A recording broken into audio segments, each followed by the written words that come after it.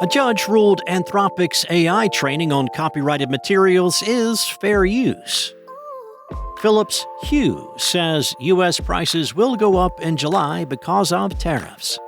And Netflix is removing over 20 games, including Hades and Monument Valley.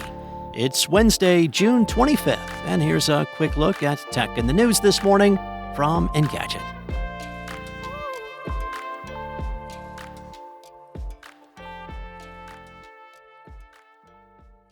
Anthropic has received a mixed result in a class action lawsuit brought by a group of authors who claimed the company used their copyrighted creations without permission.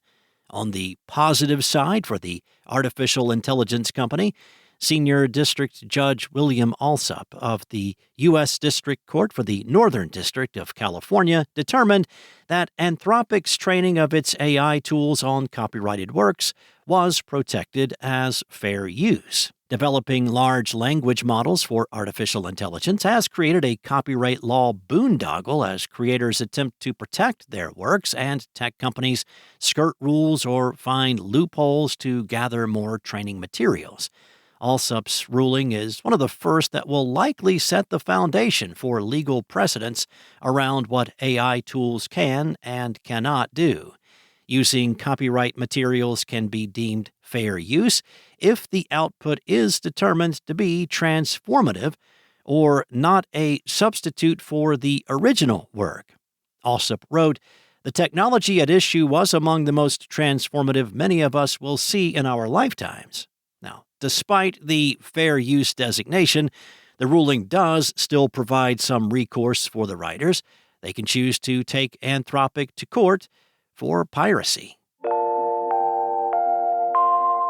When Phillips Hue's U.S. prices go up next month, you can officially know who to blame. Parent company Signify told HueBlog via The Verge that its price increases are a direct result of tariffs.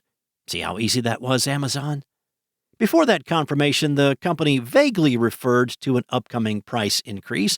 Marketing copy from earlier this month stated, "Hurry, prices go up on July 1st. Signify's statement to HueBlog does not mince words about Trump's trade war being the culprit. Quote, "Signify will increase prices on our Phillips Hue portfolio in the U.S., effective July 1st, as a direct result of tariffs. We remain committed to providing consumers with high-quality products and features that make smart lighting extraordinary. Signify reserves the right to modify prices based on new or additional tariffs becoming effective in the future."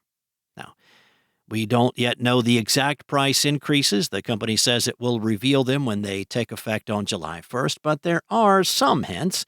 The newly upgraded Hue Smart button costs $32 compared to the old model's $25. Now, if you think that's because it's a new version, the product stayed at the same €22 price as its predecessor in Europe. Up to this point, the company's U.S. pricing has been around a 1-to-1 conversion.